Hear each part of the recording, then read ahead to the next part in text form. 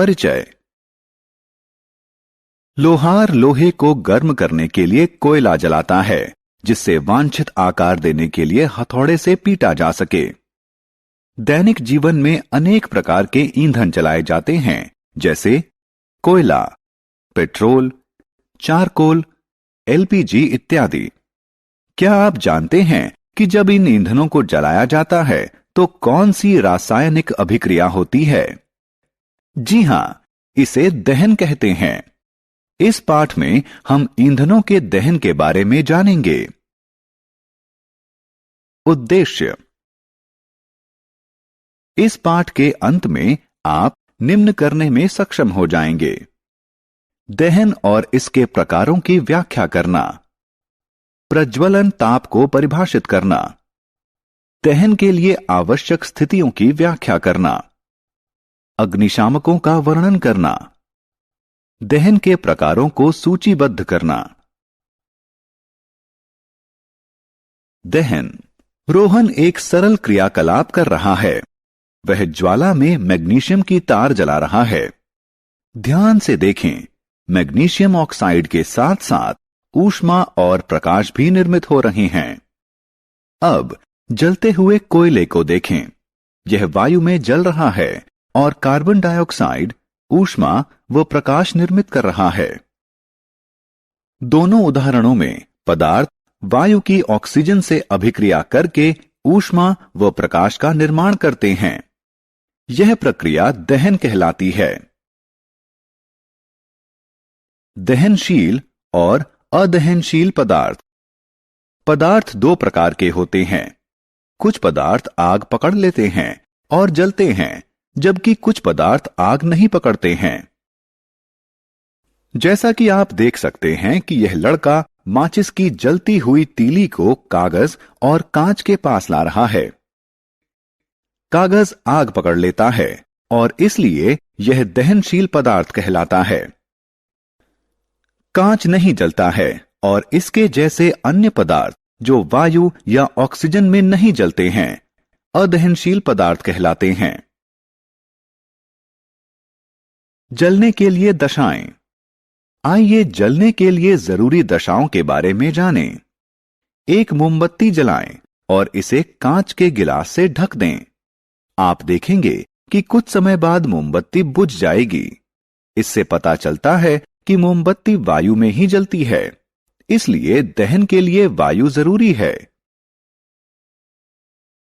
प्रज्वलन ताप। हमने अभी अभी देखा कि कागज तब जलता है जब इसे माचिस की तीली से जलाया जाता है।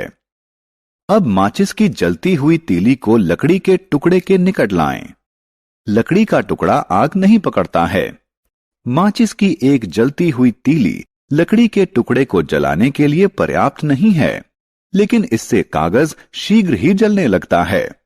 ऐसा इसलिए है क्योंकि लकड़ी अपने प्रज्वलन ताप तक नहीं पहुंची। प्रज्वलन ताप वह न्यूनतम तापमान है जिस पर पदार्थ आग पकड़ लेता है। ज्वलनशील पदार्थ। आपकी मां ने बताया होगा कि किचन में माचिस की तीली या लाइटर को एलपीजी स्टोव से दूर रखना चाहिए। ऐसा इसलिए क्योंकि एलपीजी आसानी से आग पकड़ लेती है। इसी प्रकार आपने पेट्रोल पंपों पर धूम्रपान न करें के बोर्ड अवश्य देखे होंगे। ऐसा इसलिए क्योंकि पेट्रोल भी बहुत आसानी से आग पकड़ लेता है, इसीलिए पेट्रोल पंपों पर धूम्रपान वर्जित होता है। एलपीजी व पेट्रोल जैसे पदार्थ ज्वलनशील हैं क्योंकि उनका प्रज्वलन ताप बहुत कम होता है, जिसके कारण वे शीघ्र ही सरलता से आग पकड़ लेते हैं। आग पर नियंत्रण करना। अब हम आग बुझाने के बारे में जानेंगे।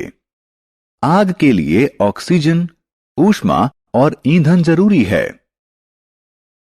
हालांकि इसे इनमें से किसी भी चीज की आपूर्ति बाधित करके बुझाया जा सकता है।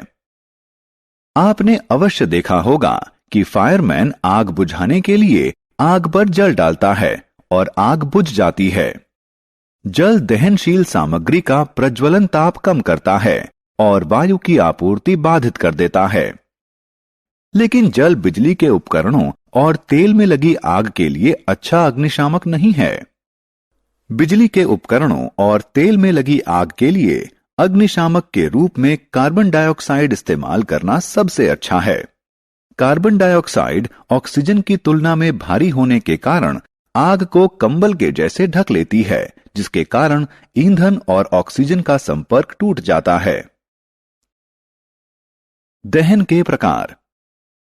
आइए अब हम दहन के प्रकारों के बारे में जानें। आप देख सकते हैं कि एक महिला किचन में भोजन पकाने के लिए एलपीजी प्रज्वलित कर रही है। एलपीजी शीघ्र जलने लगती है और भारी मात्रा में ऊष्मा देती है। इस प्रकार का दहन द्रुत दहन कहलाता है। जब सफेद फास्फोरस को कुछ समय के लिए खुली वायु में रखा जाता है तो यह आग पकड़ लेता है।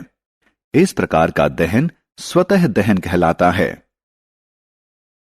जंगलों में लगने वाली आग और कोयले की खानों में लगने वाली आग स्वतः दहन के अन्य उदाहरण हैं। आपने लोगों को उत्सव मनाने के लिए आतिशबाजी करते अवश्य देखा होगा।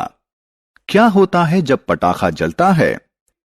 पटाखा के जलने पर भारी मात्रा में ऊष्मा, प्रकाश और ध्वनि उत्पन्न होते हैं। इस प्रकार का दहन विस्फोट कहलाता है।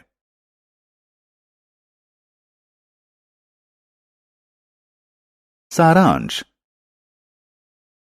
आइए हमने जो कुछ सीखा है उसे संक्षेप में दोहराएं। वे पदार्थ जो वायु में जलते हैं दहनशील कहलाते हैं। दहन के लिए ऑक्सीजन जरूरी है। कोई पदार्थ जिस न्यूनतम तापमान पर आग पकड़ लेता है उसे उसका प्रज्वलन ताप कहते हैं। दहन अनेक प्रकार के होते हैं, जैसे द्रुत दहन, स्वतः दहन, विस्फोटन इत्यादि।